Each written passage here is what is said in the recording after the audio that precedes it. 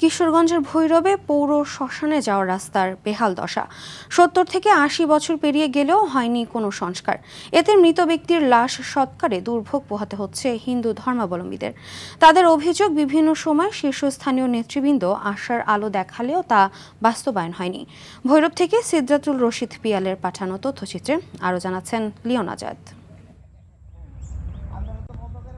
ভৈরব পৌর শহরের ১ কিলোমিটার দূরে অবস্থিত হিন্দু সম্প্রদায়ের মরদেহ সৎকারের জন্য একমাত্র শ্মশান ঘাট। জায়গাটি অনেক নিচু হওয়ায় বর্ষার শুরু থেকে পানি তলিয়ে থাকে বছরের কয়েক মাস। শুকনো মৌসুমে মরদেহ শ্মশান পর্যন্ত নেওয়া গেলেও বর্ষার মৌসুমে মরদেহ আনতে লাগে নৌকা, আর দরিদ্ররা কলা গাছের ভেলা বানিয়ে তাতে লাশ বহন করে শ্মশানে নিতে হয়। এছাড়া এটি পৌর শ্মশান হলেও অযত্নে দেয়ালের বিভিন্ন অংশে দেখা দিয়েছে ফাটল। হিন্দু সম্প্রদায় বলছে ৮০ বছর পেরিয়ে গেলেও সংস্কারে কোনো উদ্যোগ নেয়নি কর্তৃপক্ষ।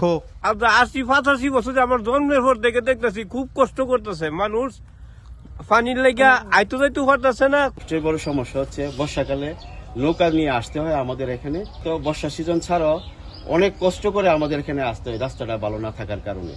কলার বোরকা বানিয়ে কলার বোরকার মধ্যে লাশ নিয়ে সাতরাইয়া আপনার এই শ্মশান ঘাটে আসে, অত্যন্ত বেদনাদায়ক বিষয়। প্রশাসন উপজেলা পৌরসভাতে কমিশনার বা কাউন্সিলর বলেন আর চেয়ারম্যান বলেন নাই, পিউনো মহোদয় যেহেতু এখানে আসেন সেই জন্য আমরা আবদার উপর দাবি করবো যে উনি সরকারের একটা অংশ, সেই জন্য উনি জন্য নেক নজর এখানে পড়ে।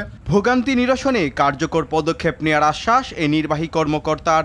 এলজিডি থেকে একটি প্রকল্প আছে শ্মশানটির চারপাশ বাধাই করে ব্লক করে দেওয়ার জন্য, কিন্তু রাস্তার বিষয়টা সেই প্রকল্পে অন্তর্ভুক্ত নাই। ইতিমধ্যে আমরা পৌরসভা থেকে সেখানে মাটি ভরাট এক পর্যায়ে করা হয়েছে, দ্বিতীয়বারের মতো আবারও সেখানে আমরা একটি প্রকল্প বরাদ্দ রেখেছি। মরদেহ সৎকারে শ্মশান ঘাটের এই রাস্তাটি সংস্কার করে দুর্ভোগ কমিয়ে আনবে পৌর কর্তৃপক্ষ, এমনটাই প্রত্যাশা হিন্দু সম্প্রদায়ের।